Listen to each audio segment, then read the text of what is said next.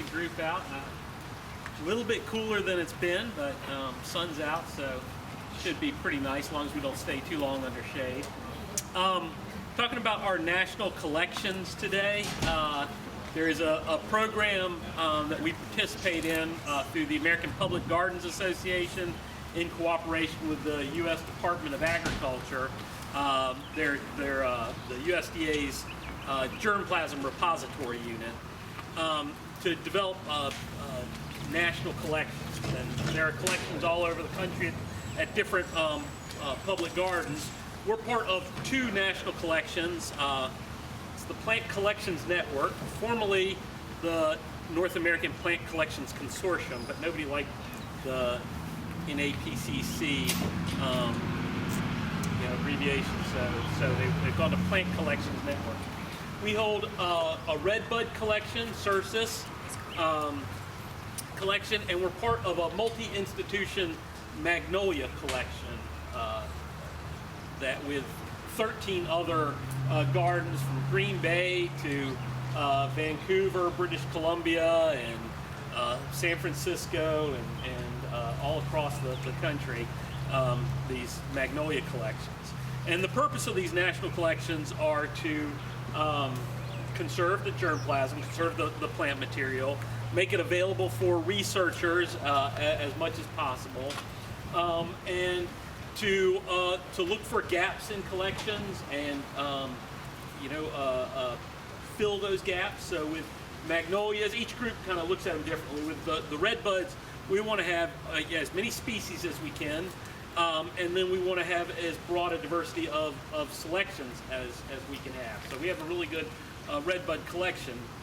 Magnolia collection, different gardens have different focuses.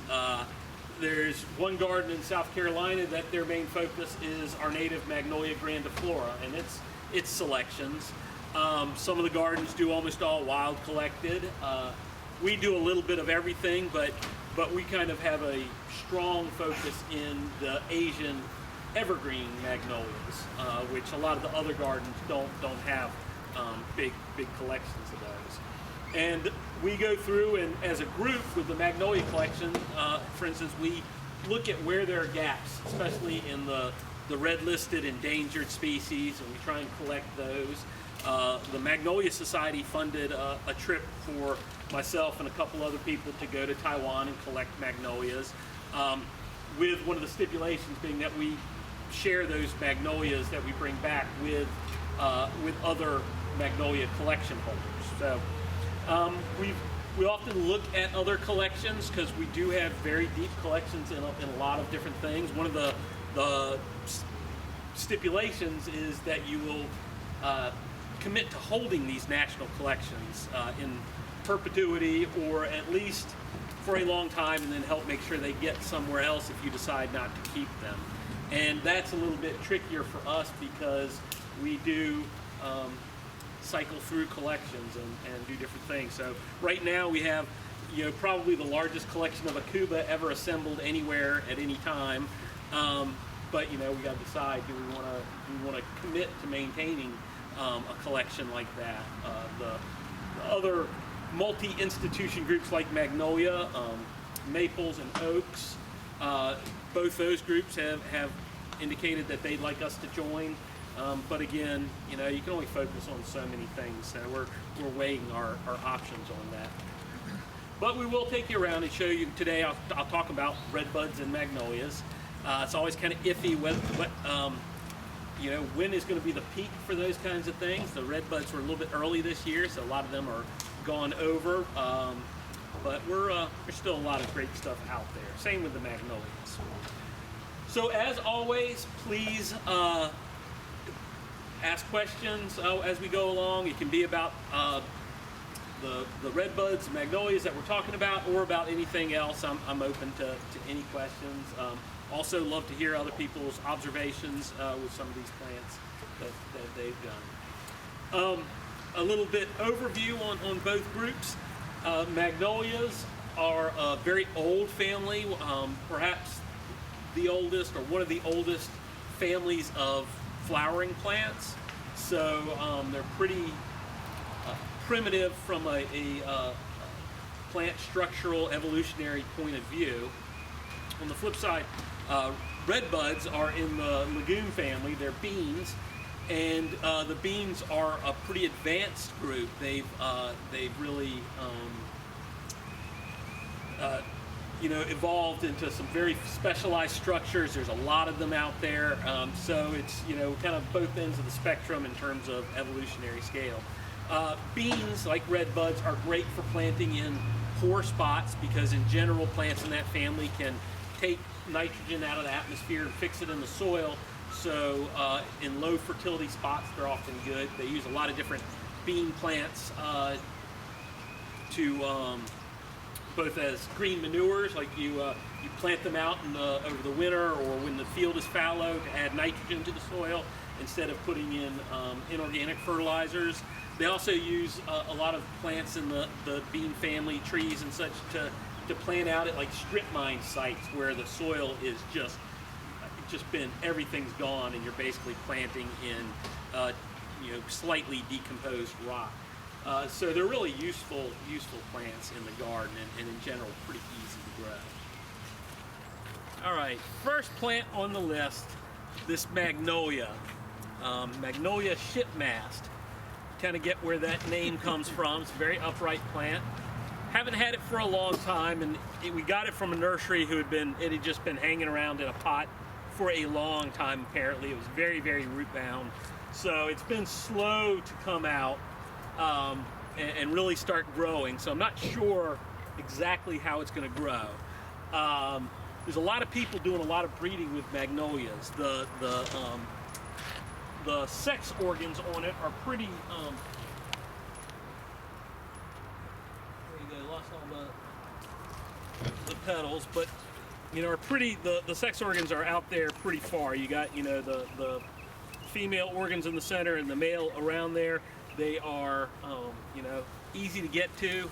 Magnolias like daylilies and a few other groups, hibiscus, are you can really get in there as a amateur dabbler and play around with them and get them, cross them out. You can pull off all the male organs and get your pollen from another plant and put it on there and be pretty sure that you're not gonna get contamination on there. So they can be relatively easy to breed. So what happens is you get a lot of them out there and not a lot of information behind it. This one, shipmast, I can find no information anywhere about its parentage, about its ultimate habit. Watch out, everybody, got a car coming behind you. So it's kind of interesting to get this out and see what it's going to do. Now, because it is flowering so late and it's got yellow in the petals, we can pretty much assume that it's got Magnolia acuminata, which was one of the large leaf, large growing native magnolias that we have, sometimes called the cucumber magnolia. It's a big tree. See it growing down through the southeast, and it's used a lot to get that yellow into hardy magnolias. And also it flowers late, and so it's usually past most frosts and freezes. This year maybe not. It can get down to in the 30s tonight. Not sure what else it has with it. Sometimes these kind of pale yellow ones have Magnolia denudata, which is an Asian magnolia. This really doesn't look like denudata to me, but who knows. But kind of an interesting plant. Small yellow flowers. It'll be interesting to see as it grows out and roots in and gets a little more vigor. Does it stay really upright, like its name implies it will, shipmast? And do the flowers stay that small, or do they get a little bit larger? Don't know. It's an easy one for y'all to watch as you come in and out. Keep an eye on it. Questions? Speaking of the anticipated freeze tonight, what temperature will any magnolias that are open or any redbuds that are open take without damage? The redbuds are quite a bit tougher. They'll hold up pretty well, down to, I'd say, probably if it just dips down and back up, 29 without much of a problem. Magnolias, if they freeze, they're going to turn brown and mushy and fall off. So, We could get down to freezing temperatures, but where is it freezing? You know, this is surrounded by a lot of pavement and everything. It may hold a little bit of heat, so this may stay a little bit warmer.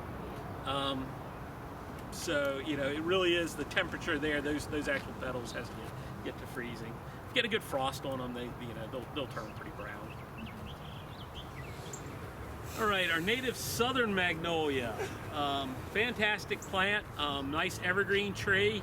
It's the ideal plant for your neighbor's yard, where you can see the flowers and smell them and don't have to deal with trying to garden underneath them or raking up those big leathery leaves, because when these leaves drop, they do fall and kill everything under them unless you get them up pretty regularly. You know, landscape architects love southern magnolia because you do have that presence all year round. They're pretty easy to come by. You can get good sized trees to install. And I keep pushing them in the direction of this plant. This is one the cultivar is called Southern Charm, but it's sold as Teddy Bear. It is perhaps the tightest, densest, kind of nice pyramidal form around. Really nice dark backs to the leaves. Smaller leaves, so they're not quite as big a mess for the ground screws where you have them growing, and really does keep one of the nicest forms around. Really, really tight. I think the original plant's about 30 feet tall and about 12 feet wide, which is pretty good for a magnolia. The one downside to Teddy Bear or Southern Charm is it's not terribly floriferous, so it doesn't flower a lot. Does flower some, and this year it's looking like we're going to have a pretty good show of flowers. These fat buds right here, these are flower buds. These are just going to be new growth, new leaves, branches on there. Magnolias in general, what has generally been considered magnolias flower on their ends of their branches, their terminus. Some of the plants they've been moving magnolias back and forth. The taxonomists have really had fun with magnolias in recent years. And now some things that were once considered not magnolias, just related, that have flowers all down the stems are being put back into magnolias. So, but always they'll have that big open flower and the really strong male and female parts in there. Magnolia grandiflora you can do in sun to part shade. Teddy Bear will certainly have its best form in more sun. In the shade, it'll tend to open up and be a little bit looser and wider. This, when we had some ice, kind of opened it up a little bit. It was even tighter than this before, but it actually didn't break it apart too bad, like you can with some magnolias. Questions about this or other southern magnolias? I have one that got bent over the top from the ice storm, and when it came back, it's still slanted. Should we cut out the top, or what should we do? You can, if you cut out the top, sometimes southern magnolia will go up. Eventually, it'll start going up again, but it'll get to be wide and not, you know, a pyramidal plant like it was. You could try. I don't know how high up it is, but you could try pulling it over, you know, and staking it upright and trying to get that piece straight again. That's probably going to be your best bet in terms of having the plant really look good and go up. You know, if you remove it completely and plant another one, you're in good shape. Otherwise, just think you're going to have kind of a wide, broad southern magnolia. You get lots of flowers on it that way, though. Yeah. On it, but it's always great to see it when it's in flower. This is Magnolia Coral Lake, and it's one that I've really been pushing for a lot of people to get. It's got those pink flowers, although it's got some yellow in it as well. Excuse me. But it's very, very late. It's a really nice uniform habit. It's fairly small for a deciduous flowering magnolia, so it's got a lot of the things that some of the other deciduous magnolias don't have in terms of being good landscape plants. You know, a lot of them are very, very early, which is great when we have great weather, but you know, you get one cold snap when they're all open and you got, you know, brown tissue paper hanging from your tree. Some that are pretty late have that Magnolia acuminata in there, and they get very, very large. So this kind of shrinks it down, and every plant I see always maintains this really nice shape. There are hundreds and hundreds and hundreds of magnolias out there, and when you talk to people who grow a lot of magnolias, there's a couple that seem to really float to their top of their lists, and Coral Lake is one that often does. It's got kind of an odd flower color. It really depends on the light and the season, what kind of flower color you get. In some cases, it seems like a lot more yellow. In other cases, more pink. Unfortunately, in some light, it does look kind of muddy too. You don't get that real clear color you get with some other ones. But still, since it mists most of the frost most years, it's pretty reliable flowering magnolia. Questions or Yeah, thoughts? it's kind of interesting to look at the trunk and how it's formed. You wonder what it would have done if it just had a central leader. If you had a central leader, you'd have almost the exact same shape. Yeah. And a lot of trees will do that, where they fork and the overall shape is really the same in terms of the whole plant as if it had a single trunk. And this is one that did that. It really should have been taken off when it was young, so it did only have a single trunk. And that's actually the other nice thing about this. A lot of the deciduous magnolias don't do a good single trunk, and this one does. It makes a nice tree that way. Other questions or comments? Over here. Pardon? Did you Oh. limb that up, or does it normally does that? Yeah, we limbed it up. Magnolias, a lot of the magnolias will tend to stay full pretty close to the ground if you let them. The deciduous ones, especially if you let them, they'll tend to go multi-stemmed. So yeah, we just limb them up as it grows. Every few years the limbs start getting longer, start getting in the way, and we'll limb it up a little bit. But if you had not done it, would you have gotten the tree pyramidal all the way down? Well, you can start getting limbs shaded out down at the bottom. So it'll eventually start doing some of this itself. But yeah, you could keep it really full down pretty low. We like to get them up so we can plant other things under them. Which I should mention, magnolias are not really crazy. They have these thick, real fleshy roots, and they're not crazy about a lot of root disturbance. If you've got really poor soils, and a really dry spot, if you get in there and start digging under them a lot, you can really stress them out. Now, if you have nice, kind of fluffy soils, if it gets plenty, adequate moisture, they recover from that pretty well. Redbuds are native to North America from east to west coast. We've got two species across the U.S. We've got Cercis canadensis, that's our native redbud, and then Cercis occidentalis, which is the west coast redbud, which doesn't like to grow for us very well. It does go down into Mexico. There's Cercis mexicana, and there's some Texas forms of redbud. Then it goes over to Europe, kind of the Mediterranean region, the Cercis siliquestrum, which is called the Judas tree. It is supposedly the tree that Judas hung himself from. It's kind of like this. I don't know if it would be the best tree to hang yourself from, but what are you going to do? And then Asian ones, they're in, we have quite a few Asian redbuds, and they're a little bit confused in taxonomy. They're very confused in gardens, including our garden, because redbuds are mostly self-infertile. They will not pollinate themselves, so you need two to pollinate each other. So if you get redbud seeds, say from a botanic garden in China, like we got a lot of ours from, if that botanic garden didn't collect it in the wild, if they collected it in their garden, and they've got one Chinese species growing next to another Chinese species, then what you get is a hybrid. And that's what we're finding a lot of our plants are hybrid plants.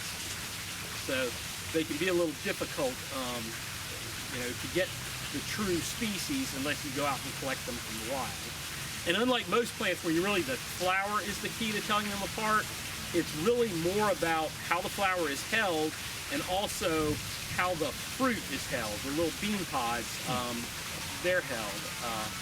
So we're trying to figure out what we have, but it's a slow and tedious process.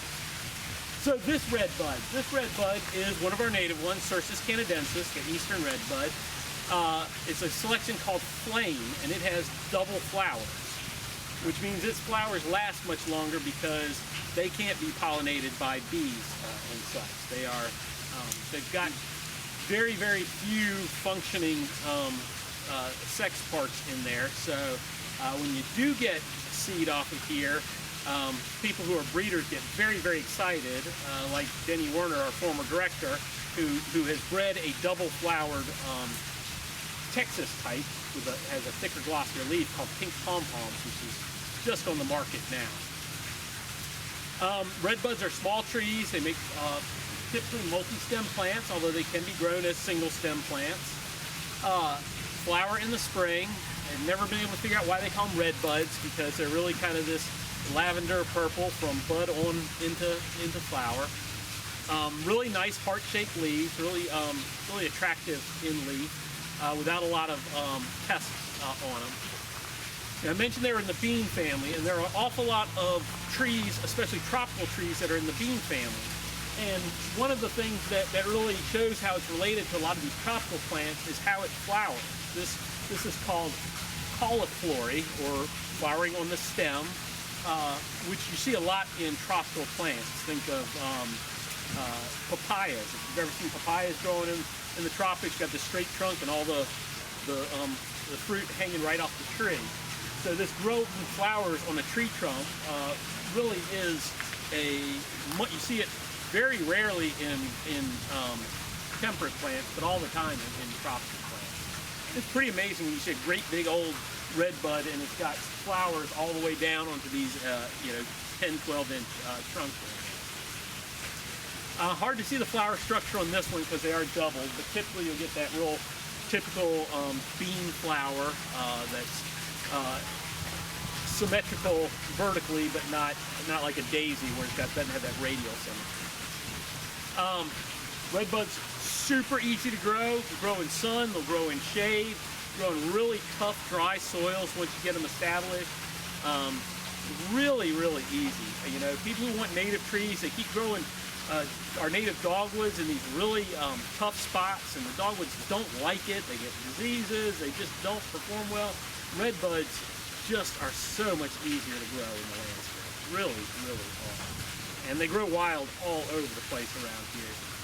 I had the opportunity to drive a couple times across the state, between here and Charlotte on 40 this spring, and they were absolutely magnificent. There's a little spot right past Winston-Salem that it's like both sides of the road are just lined with redbuds. It's really amazing.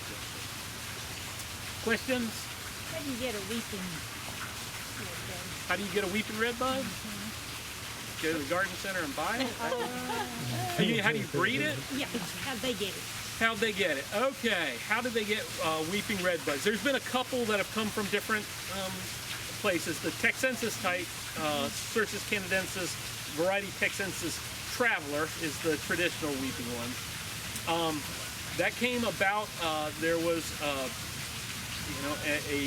original plant, some seeds were sown off of it, and two of the plants wound up being weeping off of that. You just have to find it. Now, once you have it, you can breed with it to get that.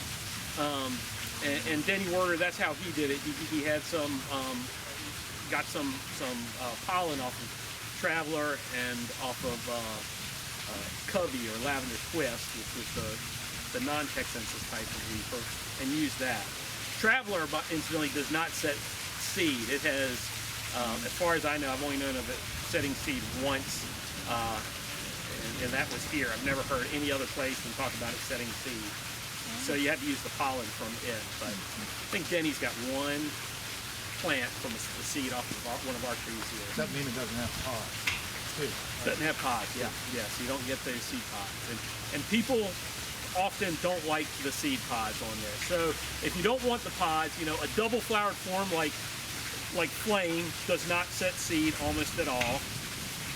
Denny's new one pink pom-poms, which is a double Texensis type, does not set much in the way of seeds at all, if at all.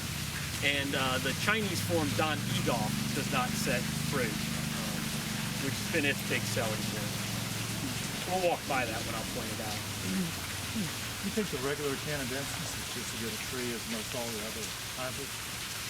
Oh yeah, I think it's great. Really, one of the in terms of tree red buds, really Cercis canadensis is probably the best, and the Texas form, which is just a little bit glossier leaf and thicker textured leaf. Most of the other Asian ones, like right over here, we have a Cercis glabra. It's finishing flower, but most of the Asian ones want to do that. They want to be multi-stem trees and really branch from the ground and be more shrubbier than tree-like. So if you want a tree, our native Cercis canadensis is the way to go. You don't see flame a whole lot out there in the trees. No, you don't. I'm not sure why. I think it grafts just fine. It is a quicker growing tree than a lot of the other ones.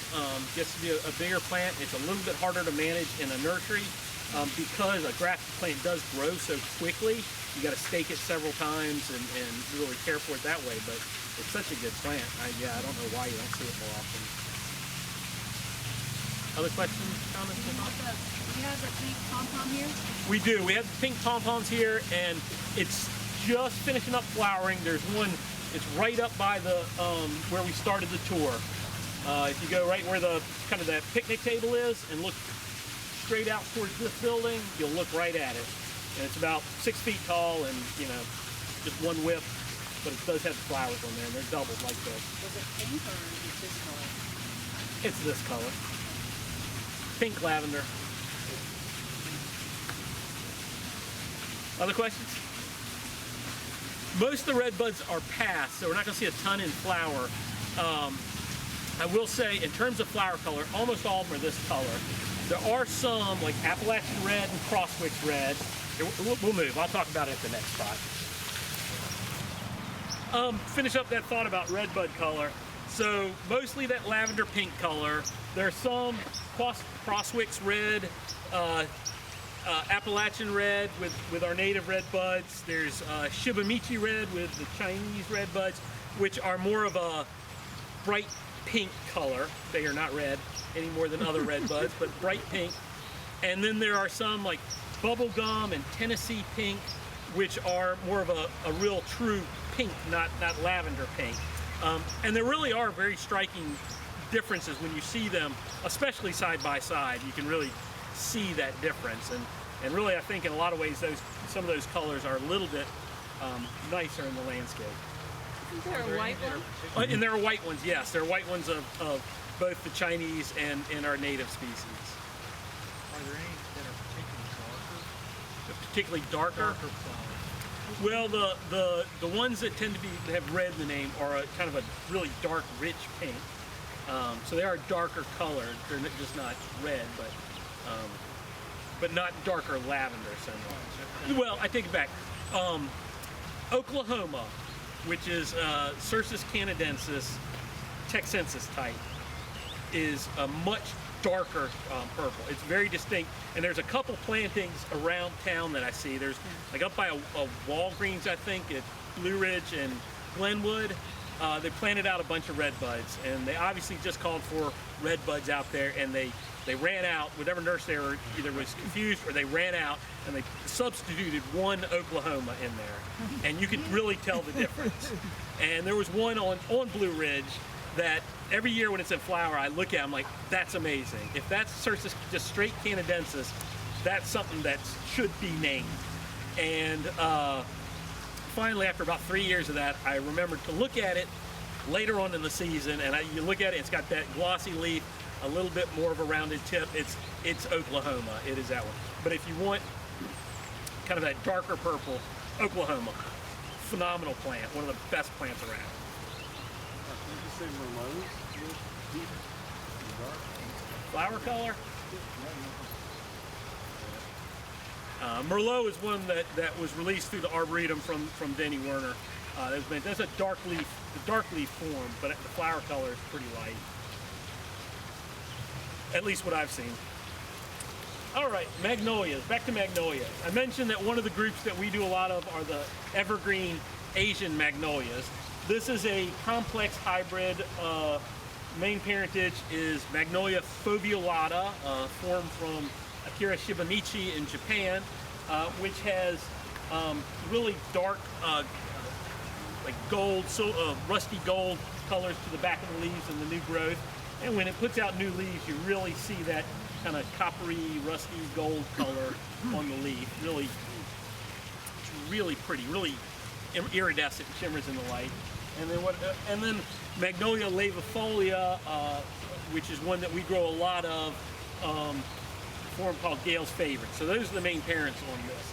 This is from a breeder in South Carolina, Kevin Paris, who teaches at Spartanburg Community College, doing amazing things with magnolias. Just blows your mind. This is one, I'm going to see him this week, and I'm going to double check, but I'm pretty sure this is one that he has named Dozen Eggs, because those flowers are kind of egg-shaped. They don't open up completely. But some of the things that people like him are going for is lots of flowers, obviously, good hardiness. You see this didn't lose any leaves this winter. It's been really tough. And then a lot of times they're going for red in here on their on the stamens around the base, so you get kind of that darker color in the center that really highlights it. We've been just phenomenally impressed with this plant. It's been so good. I really thought, based on the foveolata, that it was not going to be hardy at all, but it's actually wound up being one of the hardier evergreen ones that we grow. How old is it? It's only been here in the ground a couple years.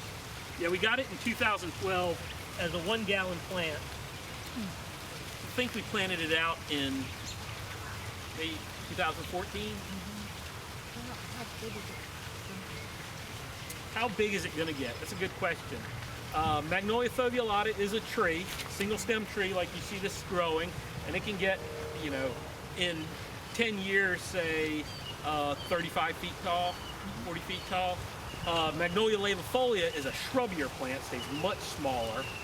Usually is multi-stem. So you see this is kind of taken after the tree parent in its growth habit, but in terms of how many flowers it's putting out, it's much more like the laevifolia parent. So I'm hoping it'll stay a nice tree, but stay, you know, more in the 20, 25 feet in 10 years kind of range. How long does it bloom? How long does it bloom? It's a good question. It's already gone through a lot of blooms. It's already finished up with a lot. I think this batch is probably about it. There's a few more buds coming up, so it's probably on the order of, what, 3 weeks, Chris? Did you pay attention when it started? Probably about 3 weeks. May go a little bit longer than that, but that's pretty long for a magnolia. Other questions? These flowers look pretty tough, and like they might get too free. Yeah, it'll be really interesting to see what they do and see at what stage they, you know, sometimes if they're still pretty tight, the flowers can make it through a little bit more. Be good to see. They do, yeah. They're nice, thick textured. Although we have some other ones that are pretty thick textured, and man, when it drops down to even close to freezing, they just turn brown immediately. They don't like it. Other questions? Yep.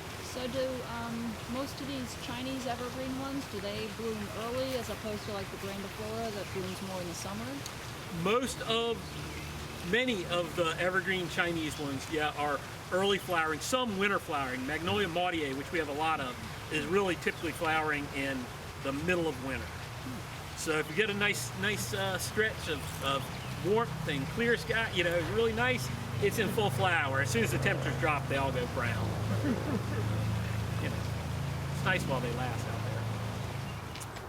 there. So, Ruby Falls. This is one of the Arboretum introductions from Dr. Werner's breeding program. Like I mentioned, they don't like to set seed on their own. And unlike magnolias, they're very difficult to hand cross. Those little flowers, those little pea flowers, you know, they kind of Everything's kind of tucked in there. If you're a bee or something, you sit on there, everything opens up, but otherwise it can be kind of tough. So really what Denny does to breed these is if he has two that he knows he wants to cross, he'll plant them right next to each other, I mean a foot apart. Or if he has one that's in flower out in the field and he has things in pots, he'll slide the pot and put it out there in the field right by it. Or sometimes he'll have little temporary beehives brought in. He'll put up screen around the plant and just put cut branches of what he wants it to cross it with in there and let the bees do the work. But really it is more about letting the bees get in there and do the work. Every once in a while he'll come in and do a hand cross, but very, very little of that because it's tedious.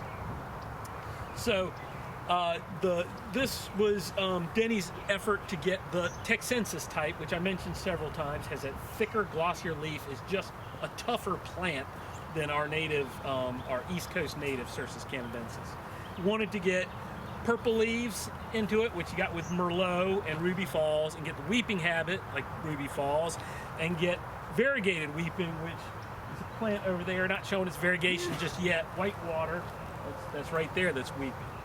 And to do that, it takes multiple generations. It's not, you don't cross the weeping form by a purple leaf form. You sow out all those seeds, and they're all green and upright. Then you have to take all those out and cross. You get second generations from all those, and then you start seeing some variation out there. So from the time he started till this came out was 10 years plus. So it's a long process to get trees to the market, even ones that flower pretty quickly. So this gets your that typical lavender pink flower color, just fading out now, and then you can see the new growth is coming out, and it's that nice glossy purple. It will go kind of muddy green during the summer, like all the purple leaf ones will around here. And unless there's a new genetic, mutation, any purple leaf plant that is coming from what we currently have on the market in terms of purple leaf is always going to go muddy green, because that burgundy purple, those cells are just the outer layer of cells on the leaf. So when they're young, they're very purple. As they get bigger and you get more cell layers and thicker cell layers on the interior of the leaf, those show through that single layer of burgundy on the top and bottom surface. So with the Texensis blood in them, like this in Merlot, which has a thicker leaf, you actually have more green layers than purple. So it actually goes green a little quicker than the old, help me out. Forest pansy. Forest pansy, thank you. Questions? Great plant though. You can stake it up as high as you want. It weeps well, and one of the things, the old green leaf weeper that was common, Covey or Lavender Twist, it went by both names, had a real problem with scalding along the top, and this doesn't do that. That was one of the things that we selected for when we had 4 or 5 weeping purple leaf ones, was non-scalding. Did the deer eat them? Deer? Anyone? No. And I don't know. So, I had never seen that as a problem. so if these get muddy during the summer, it's really a matter of aging, not the summer. Yes, correct. So how do you train that stem straight up and then you let it start going horizontal? Yes, you have to train this up. If you don't, it really will. It'll kind of mound up over itself, but it will not form a trunk. So you could have a ground cover. You could, yeah. You have to get it young because all the nurseries will stick it up. Okay, I had a few different things here to talk about. One, I mentioned the Merlot. This is that purple leaf Texensis type that Denny bred. I won't spend a lot of time on it because we talked about the weeping one, and it's very similar but upright. But you can see it comes out nice dark burgundy, and we'll continue that way for another month or two before kind of getting muddy. But I want to point out behind there another Magnolia grandiflora. This is what has been foisted on the nursery industry as a columnar upright southern magnolia. And to me, that is a terrible plant. It is fastigiate in the truest sense of the word, in that fastigiate plants are not necessarily columnar. What it means is all the branches go up. And all the branches on it do go up. That plant, as opposed to the teddy bear, which has a more narrow profile but is pyramidal, you know, when you get ice and wet snow on that, that's just begging to split open and go apart. It's one that's sold as Alta, A-L-T-A. And because landscape architects often don't look at plants beyond the time that they actually go in the ground, it's not to knock any landscape architects out here, but it's the truth, or what they read online, which is that this is a narrow, upright plant, they often plant that. And it is a terrible, terrible plant if you want a narrow column. It gets wide and it splays out, and it's, you know, widest kind of in the middle and towards the top with age. It stays real narrow at the bottom, but and it doesn't flower very well either, so might as well go with teddy bear. Just wanted to point that out. Yeah. Well, we had two. One of them's already gone. What about Little Gem? What about Little Gem? Well, it's also marketed as a smaller. It is not. Little Gem is not a dwarf plant. Little Gem has small leaves. It looks nice and like it's gonna be small. You put it next to something with another southern magnolia with great big leaves in a nursery, and it looks dainty and it looks tight, and it is not. It is a big honking plant. It's one of the biggest southern magnolias we have on the grounds right now. Smaller leaves, smaller flowers, so it's got its place, but not as a dwarf plant. And you're right, it is sold as a dwarf plant.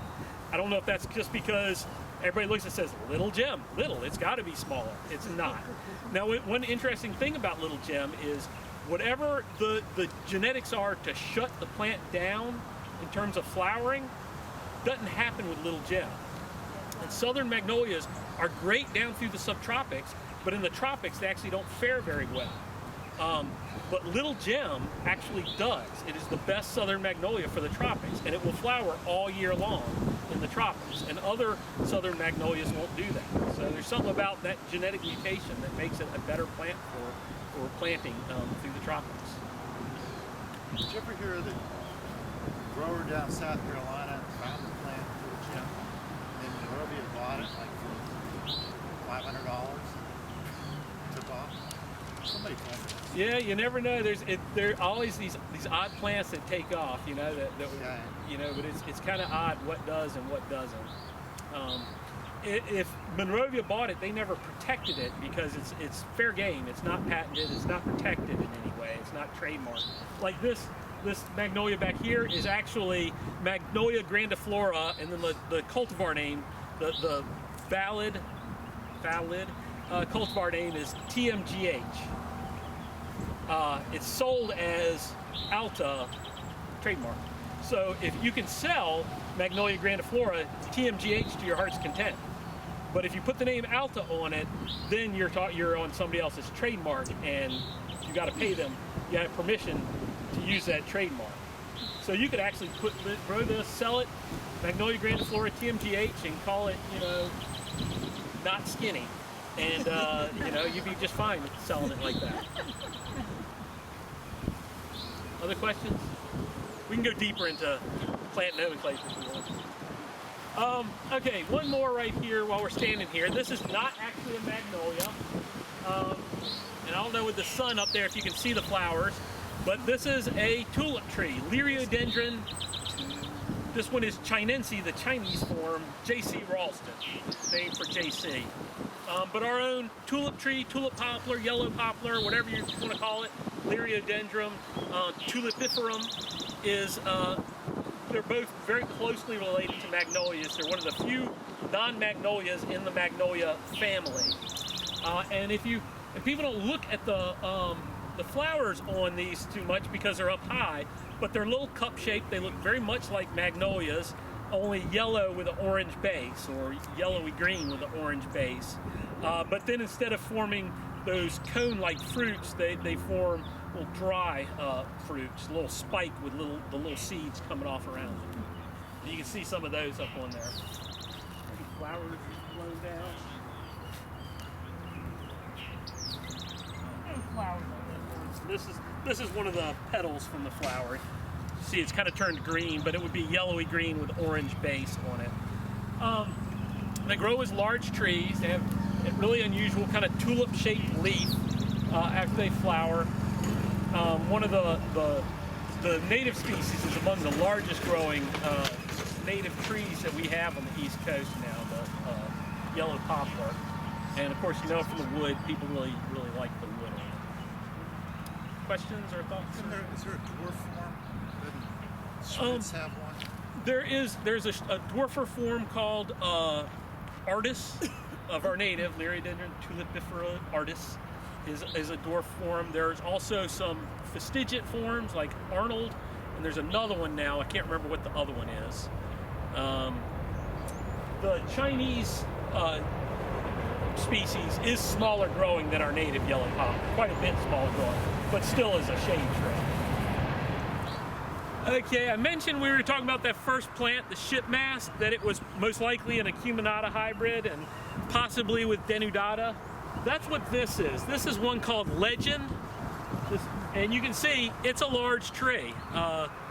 That acuminata blood really makes it large. Denudata can be pretty big, but acuminata is very large. And you can see that same kind of creamy yellow flower color on there. Legend has kind of moved out of, it was popular for a while, but it's kind of moved out of that because it is so large, because it leaves out, so, you know, with the flowers at the same time, so those creamy yellow-white flowers don't show up really well. It's still used some as a rootstock. It's fairly popular as a rootstock because it is so vigorous, and so they'll graft on it, but you don't see it a whole lot out there. But it is nice for having late season flower, I suppose. And you know, if you're going to plant a shade tree, it might as well be a shade tree that flowers, right? Okay, I mentioned when I was talking about Magnolia Coral Lake that there were a couple that floated to the top of everybody's lists. This is one called Judy Zook. Terrible name, right? Judy Zook was the director of the Brooklyn Botanic Garden for many years. And the Brooklyn Botanic Garden had a real active breeding program to breed late flowering deciduous magnolias. So they named this one for her after she passed away. Judy Zook, some of the characteristics of it is it's a very upright plant. It's not nearly as broad spreading as a lot of the yellow magnolias in particular. So very, very upright.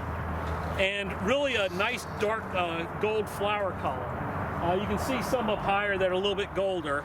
It's a little, it's a little more showy a week earlier before the leaves have come out so much, but they start kind of around the same time. The flowers and then the leaves shortly thereafter. But get really nice color, one of the nicer yellows that are out there on that really upright plant. And it's pretty reliable color, pretty reliably late, easy grower. So it's one that I really like, and it's one that I first saw here and it really liked it.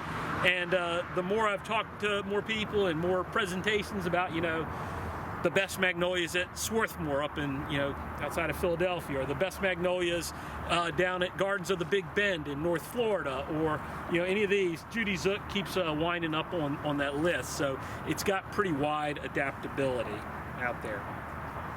Now, we've talked a lot about the yellow ones, but that's because you look at magnolias late in the spring, yellow ones are the ones that are out for the most part. We'll look at one more magnolia called Woodsman, which is another out of the Brooklyn Botanic Garden breeding program. Questions about this before I go on? I think so. A little lemony smell? No, maybe? Maybe I was imagining it. Yeah. Sometimes they do. Yeah, I don't know. Other questions? What do you think about Elizabeth? That's a little bit paler yellow. Is that earlier? Elizabeth is paler yellow. It's a big plant. Bigger than this one we'll get? Oh yeah, yeah, much bigger. Elizabeth was one of the first hardy yellows, deciduous yellow ones out of the Brooklyn Botanic Garden breeding program. It was kind of the original standard. It's been surpassed in terms of color by a lot of them. Elizabeth is still fairly early, so it does get hit fairly often. You know, if you wanted that look of Elizabeth, but a little bit later, a little bit hardier, a little bit more yellow, then like Butterflies is a good one. Then there you can go, you know, then there's a lot of newer ones like Sensation and Solar Flare, and a lot of those that are even darker yellow, but a lot of those will have some of this pink as well. Elizabeth's nice because it's such a clean, you know, pale yellow. I actually like that really pale yellow. Oh yeah, it's nice. It's a big plant. Is the big thing against it for most people is it's so large. Other questions? Where does Lois fit into all this? Lois? Yeah, it's over there. Yeah. How does it stack up to it? Lois is a nice one. It can get large with time as well, but yeah, it's good color. It's easy grower. It's a little round-headed. Yeah. Yeah. And this is the most upright yellow one that I know of, and that's good for a lot of gardens that don't have a lot of space. This is another one of the Brooklyn hybrids, Brooklyn Botanic Garden hybrids. This is called Woodsman. This was really promoted as a one of the early, really late flowering deciduous magnolias. It's always been nice because it'll flower usually before the leaves really come out, and it kind of it's got a little more pink in it than a lot of the other yellows that are late. Still isn't a clean pink, but it was kind of one of the early hybrids that brought the pinks into the late season on deciduous plants, and a lot of work's been done with it. It's used as a breeding plant a lot. I don't think anybody thinks that the flower color is spectacular in and of itself with Woodsman, but it's interesting from that breeding standpoint of where it falls on the scale. It's not quite as upright as it looks here. It was just crowded. We've taken out a few other things that were kind of sitting on top of it. But even kind of stressed out, you can tell it flowers really well for us every year. Questions? Any other redbuds? Anything else in the garden? All right, well, I stopped at the end here. There are a lot of magnolias around this area, lots of redbuds on the way back. I'd encourage you to look for, as you're going back down the perennial border, as you pass the white garden, look on the other side of the white garden in the border, look for a redbud called Amethyst Mist. It comes out almost pure white and then kind of goes speckly, and then it'll be green by later in the summer. I think it's a beautiful redbud that's not widely grown. Walk around, we've got a lot of redbuds here at the Arboretum, kind of all over the place, and magnolias as well. But thanks for coming. Yep. Are there any of those evergreen magnolias, like the Chinese ones, but that are smaller, not trees, that are more shrubby? Well, Magnolia Figo, the banana shrub, is one that stays relatively small. They can get big over time, but they're shrubbier plants.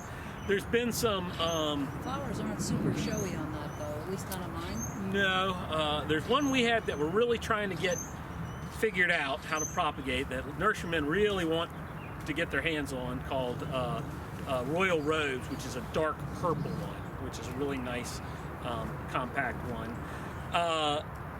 There have been some Magnolia labifolia hybrids, like Free Spirit and Inspiration, some of which are supposed to be ground cover, some are smaller plants. I'm not convinced that they're going to be that small over time.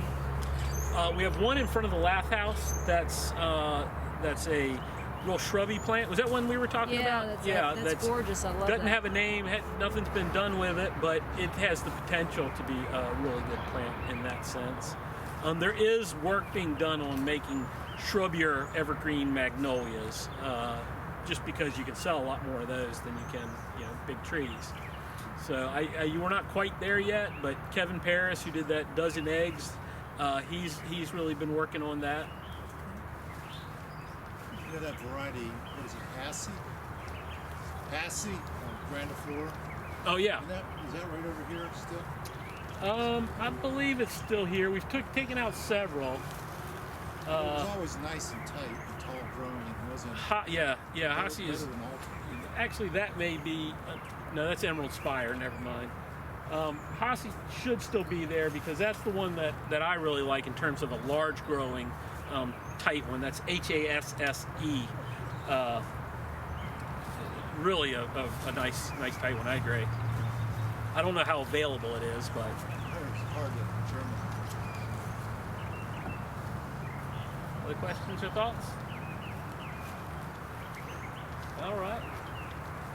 If you haven't been by, I encourage you to go around this way and go through the border here and look at the ephemeral artwork that some of our staff have put together there. Lizzie and Justin have done some really cool things. Yeah, you might be able to see it straight through over here, but some neat stuff. Thank you, Mark. Thank you, Mark. My pleasure.